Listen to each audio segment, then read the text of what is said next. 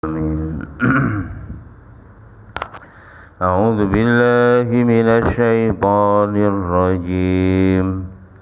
فما لكم في المنافقين فئتين والله أركسهم بما كسبوا أتريدون أن تهدوا من أضل الله ومن يضلل الله فلن تجد له سبيلا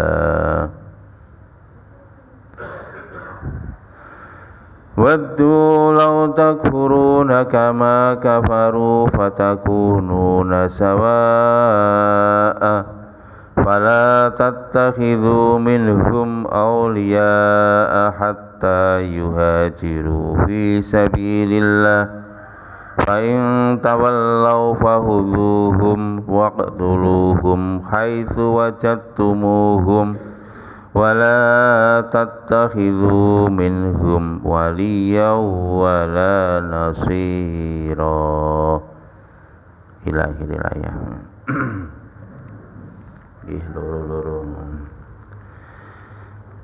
Fama lakum fi munafikina, kenapa bagi kamu di dalam mensikapi orang-orang munafik fi'ataini terpecah menjadi dua kelompok.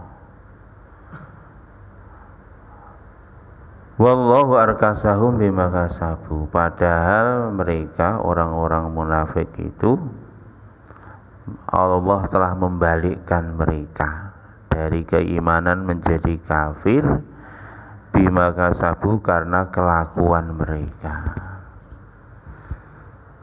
Aturiduna an tahdu man adallallah, apakah kamu ingin untuk memberi petunjuk kepada orang yang telah disesatkan oleh Allah?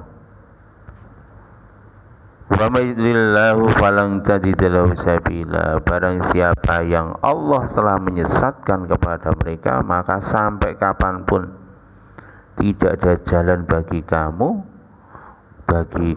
untuk mereka petunjuk. Waddu law takfuruna kama kafaru, mereka orang-orang munafik itu ingin kalian kufur, ingin kalian menjadi kafir kama kafaru, sebagaimana mereka kafir. Fatakununa sawa'a, sehingga kamu menjadi sama dengan mereka kafir.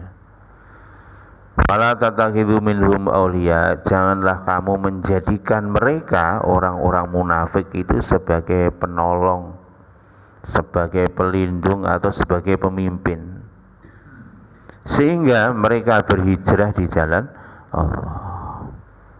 Maka apabila mereka menolak berpaling dari kamu, fahuduhum, tangkaplah mereka, bunuhlah mereka di mana mereka berada, dan jangan engkau jadikan mereka sebagai pelindung dan sebagai penolong. Kecuali ini minggu depan kecualinya ya, orang-orang yang meminta perlindungan, itu nanti dikecualikan. Yaqulu ta'ala mungkarun al-mu'minina fi ikhtilafihim fil munafiqin al-qawlain wa ikhtalafa fi sababi dzalika faqala Imam Ahmad. Ini terhadap ayat ini para ulama berbeda pendapat terkait dengan sebab turunnya ayat ini. Niki salah satunya nih, hadatsana Syu'aib qala Adi bin Sabit akhbarani Abdullah bin Yazid an Zaid bin Sabit anna Rasulullah sallallahu alaihi wasallam kharaja ila Uhud. Jadi yang pertama adalah ayat ini turun berkenaan dengan kejadian perang Uhud. Perang Uhud. Farajan nasu kharaju mahu. Jadi ada sekelompok orang-orang Islam itu dia pulang mundur, nggak mau maju ke Uhud. Tidak mau maju ke Uhud karena ada orang munafik, yakni Abdullah bin Ubay, menghasut pasukan umat Islam supaya tidak maju ke Uhud. Itu. Bahkan ashabu Rasulullah SAW fihim firqatain. Maka umat Islam, sahabat Nabi bersama Nabi yang berangkat ke Uhud itu mensikapi orang yang mundur enggak ikut perang itu menjadi dua kelompok. Ada dua kelompok. Satu kelompok mengatakan taqtuluhum, bunuh saja mereka. Mereka maju perang lagi bunuh saja mereka bareng orang kafir ya.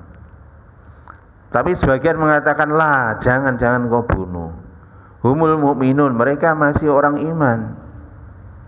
Maka dari itu turunlah ayat ini, fa anzalallahu famalakum fil munafiqina fi'atain. Kamu jangan terpecah menjadi dua kubu ketika mensikapi orang-orang munafik yang menghasut orang-orang beriman seperti itu. Maka Rasulullah SAW, innaha thayyibatun wa innaha tangfil khabis kama yang fil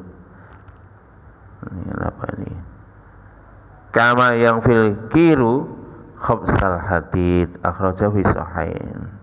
Ketika menghadapi ini, maka Nabi bersabda, sesungguhnya kota Madinah itu adalah kota yang bersih, orang yang suci, akan menghilangkan kotoran sebagaimana karat yang menempel di besi, akan hilang penyakitnya. Jadi pada waktu itu mereka balik oleh Nabi, sikapnya Nabi sudah, ya biarkan saja, nanti di Madinah mereka akan dibersihkan dari kemunafikan itu.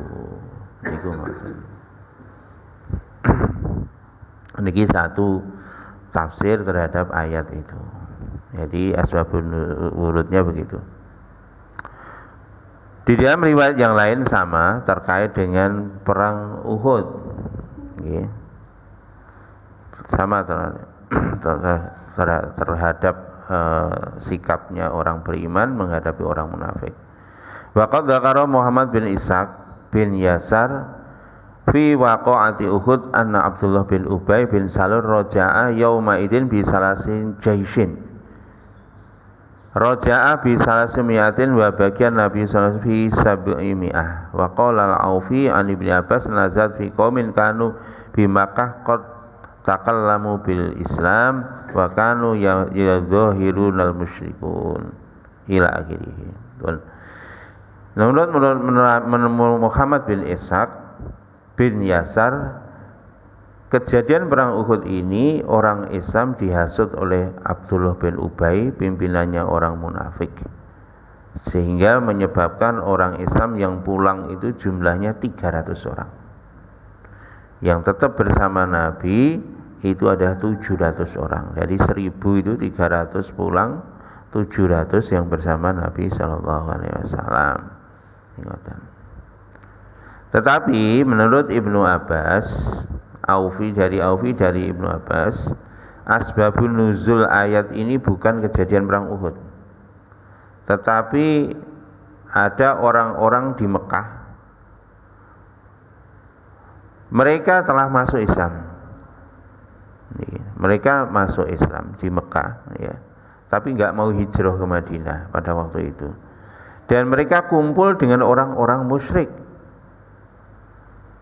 Kemudian ketika mereka keluar dari kota Mekah untuk bisnis, mereka mengatakan, kalau kami berjumpa dengan sahabat Muhammad SAW, maka bagi kami tidak ada masalah, karena kita orang yang beriman.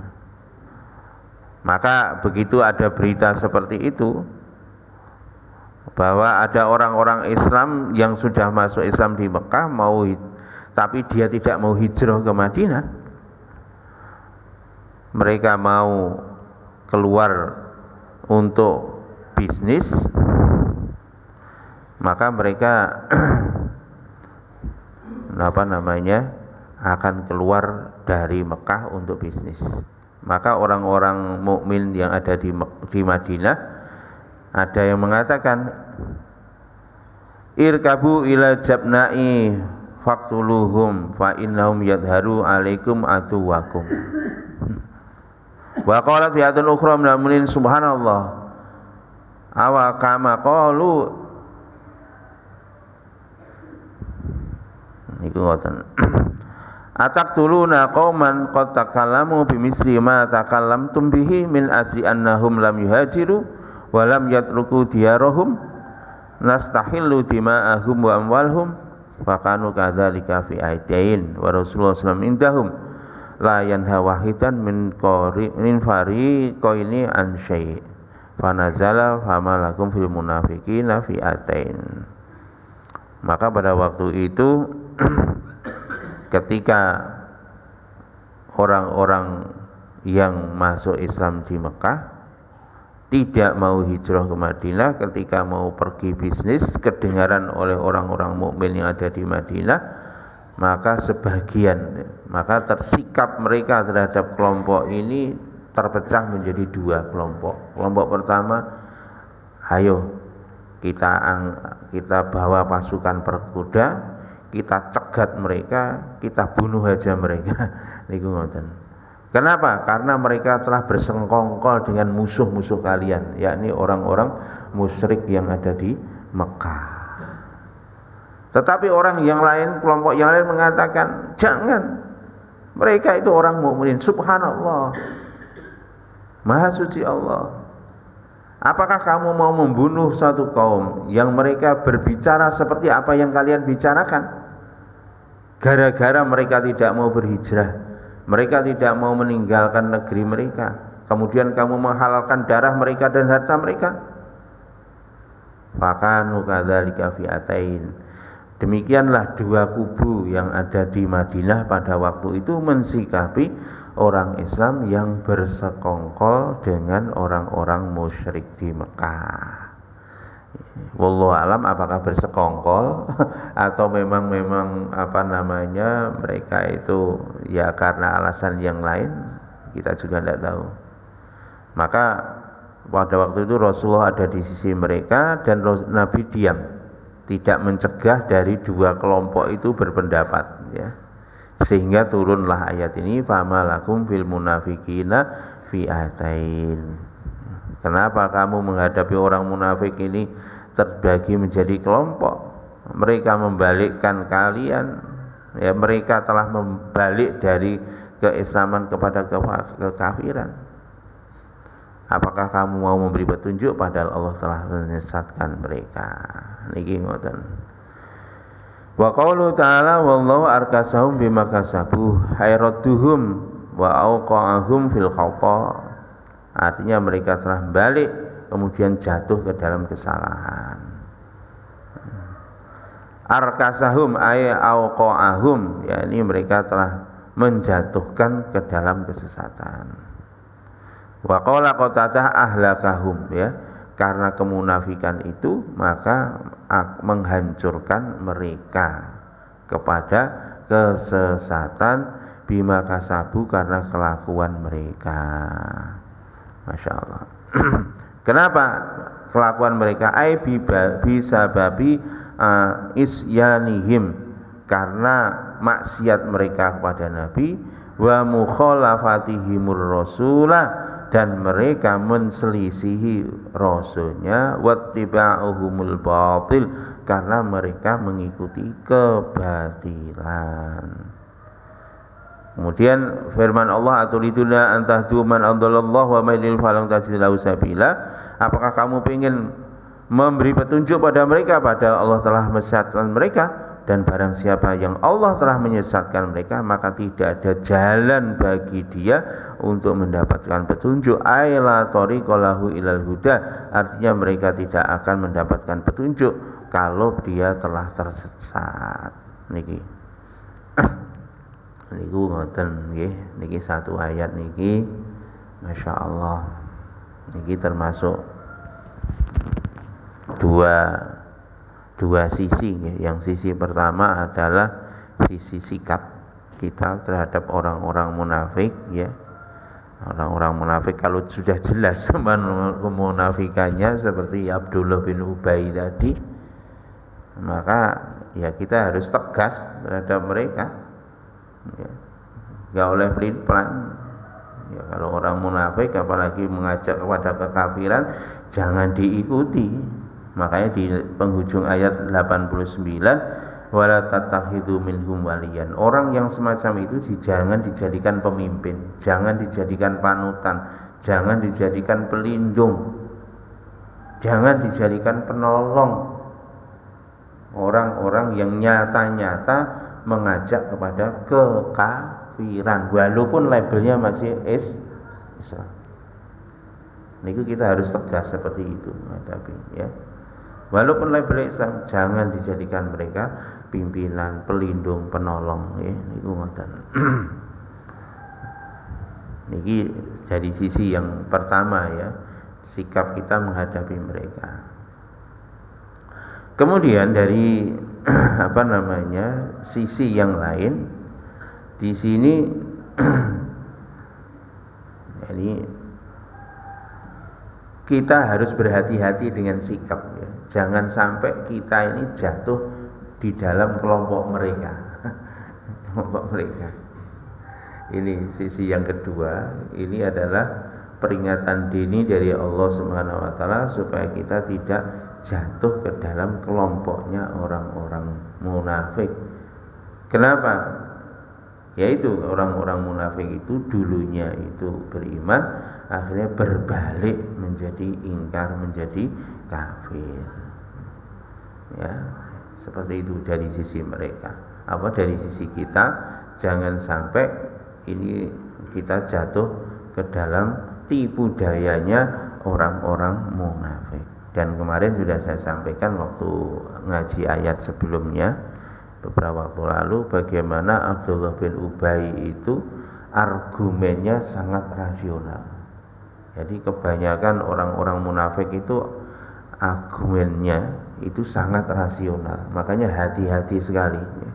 Hati-hati sekali dengan kelompok-kelompok yang semacam ini, yang menggiring kita kepada kekafiran secara pelan-pelan dan kita nggak terasa. Makanya ini kita harus berhati-hati menghadapi mereka.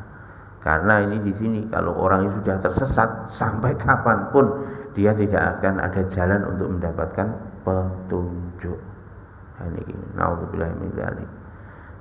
Makanya memang ini yang paling sulit, Pak, ini. Zaman Nabi pun juga paling sulit. Nabi pun diam menghadapi dua kubu tadi waktu di Madinah pun Nabi diam, ya. Sampai Allah memberikan keputusannya. Ini juga menunjukkan pada kita pun juga tidak gegabah. Wah, gue munafik, ya orang tentu kita pun juga nggak tahu. Makanya jangan gegabah. Yang jelas setiap ada usaha yang menjauhkan dari Allah dan Rasulnya, wis aja dioleni ngono ae. Siapapun orangnya, apapun labelnya, kok menjauhkan dari Allah dan Rasulnya, wis aja dieloni. Itu tipu daya orang-orang munafik. Naudzubillah min dzalik. Dan ini ya memang enggak semuanya, enggak mungkin ojo mlebu Islam boten. Ojo mlebu Islam boten, enggak ngono carane. Metu kok Islam boten. Tapi amalan-amalan Islam itu dikikis satu persatu. Ya niki Pak. Berat, Masya Allah. Pun nanti di belakang Insya Allah, okay, kita minggu depan nanti kita akan lanjutkan. Waddu lau takfuruna kama kafaru. Mereka itu ingin kalian kufur sebagaimana mereka telah kufur. Mereka menginginkan kalian menjadi kafir sebagaimana mereka telah menjadi kafir, sehingga nanti menjadi sama. Antara kamu dengan mereka sama. Aihum yawadduna lakum waddalalah litastawu antum wa iyyahum fiha. Jadi mereka menginginkan pola pikir kamu itu sama dengan pola pikir mereka. Dan ini jadi memang begitu, mereka berusaha Pak mendakwahkan pola pikir mereka. Itu seperti itu orang-orang munafik. Masya Allah. Wa ma dzalika illa li syiddati adwatihim wa bughdihim lakum. Hal yang semacam itu karena saking kencengnya permusuhan mereka, saking bencinya mereka kepada kalian. Nah ini Pak termasuk ciri ini wong munafik niku. Bencine setengah mati. Niku musuhi setengah mati. Ada sifat benci, sifat permusuhan, hati-hati. Nah enten sikap-sikap ngoten niku. Dan benci permusuhan itu dihembuskan untuk orang-orang beriman. Lah nek wong menghembuskan sifat benci, menghasut kepada orang lain untuk benci pada orang-orang yang beriman, maka iku koncone wong munafik. Kita labeli Islam tapi menghasut untuk benci kepada sesama orang Islam. Gara-gara mungkin klambine beda, ketune beda, sarunge beda, pendapate beda, pendapatane beda. Lha ngeten iki, Pak. Nak menghasut untuk membenci, padahal kan orang beriman itu innamal mu'minuna ikhwatun. Wong iman iku sedulur. Lah kon kok melok-melok menghasut, melok-melok membenci sesama orang Islam, berarti kamu telah kena tipu dayanya orang-orang munafik. Lah mlane niki Pak, hati. Masya Allah. Pun mboten mawon nggih. Niki nak enek wong ngeten iki jelas. Nak wong kok menghasut orang lain untuk memusuhi sesama orang-orang Islam, maka iku cirine wong munafik. Fala tattakhidhu minhum auliya. Nak wong model kaya ngene aja mbok dadekno pimpinan. Aja mbok dadekno panutan. Niki Pak. Masyaallah. Hatta yuhajiru fi sabilillah. Lah niki Pak, sehingga mereka berhijrah di jalan Allah. Maknanya hijrah jalan Allah sebetulnya ini garis tegas Pak. Sehingga mereka kalau zaman dulu Pak, garis demarkasinya antara wong iman karo wong kafir wong sing gelem jihad. Itu garis demarkasinya. Nak gak gelem jihad, lah niku iku tandane kanca-kancane wong munafik. Nak biyen embarkasinya jelas. Sakniki mboten nggih mboten jelas. Sakniki nggih bisa dijadikan seperti itu orang-orang yang mau berjuang di jalan Allah. Wong nek gak gelem berjuang berarti ya kancane wong munafik. Lah sing repot Pak anak podo-podo berjuangi lah iki sing repot. Podo-podo berjuangi. Nak podo-podo berjuangi, nak sing ngelek-ngelek kelompok liya menyebar kebencian kepada kelompok lain, maka ngeten iki jangan sekali-kali dijadikan panutan. Jangan dijadikan sebagai pelindung, jangan jadikan penolong. Niku ngoten. Pun ngoten mawon apa ngaji isuk niki ngantuk-ngantuk rada panas bahasa. Nggih priyo. Nggih, sing penting niku wau nggih mengajak kepada Allah dan Rasul-Nya. Kita pilih itu. Dan nak loro-lorone mengajak kepada kebencian kabeh ya opo? Ya wis nano ya aja dieloni ngoten mawon. Lho? Nggih, pemimpin itu tidak harus formal, Pak. Sapa wae sing sampean nut iku berarti pimpinane sampean. Jadi kenapa? Karena setiap kalian adalah pemimpin. Nah, mulane niku tidak harus formal. Ngoten. Sing penting awake dhewe nggih niku indikatore niki wau aja milih wong sing menaruh permusuhan, kebencian, kemudian menghasut untuk membenci sesama umat Islam. Nah, nek model ngeten iki hati-hati. Ngoten mawon nggih. Kurang luwih ngoten. Iki gak sida rampung iki. Nggih pun. Monggo. Nggih. Nggih. Ya, itu memang begini. Apa namanya? Di dalam terjemahan apa ini kan Ibnu Abbas, kemudian juga tadi ada apa namanya Zaid bin Sabit ya, Adi bin Sabit ya, dari Zaid bin Sabit ya. Yang pertama tadi Zaid bin Sabit, yang kedua Ibnu Abbas. Bisa jadi seperti itu. Kejadiannya memang sama-sama di Madinah. Posisi Nabi dan sahabat sudah di Madinah. Bisa jadi memang asbabun nuzul atas dua kejadian akhirnya satu ayat. Satu ayat dan relevan untuk keduanya. Masuk semua. Makanya kita juga nggak tahu, kadang-kadang kejadian itu walaupun versinya berbeda tetapi ayat itu tetap relevan. Bahkan sampai sekarang namanya Quran itu petunjuk bagi orang-orang yang beriman sampai hari kiamat, dan kejadian itu ya berulang lagi, Pak. Sampai sekarang kejadian-kejadian seperti itu berulang sampai sekarang. Nggih sampai hari ini. Makanya ngati-ngati. Nggih. Nak gak ngerti luwih apik meneng.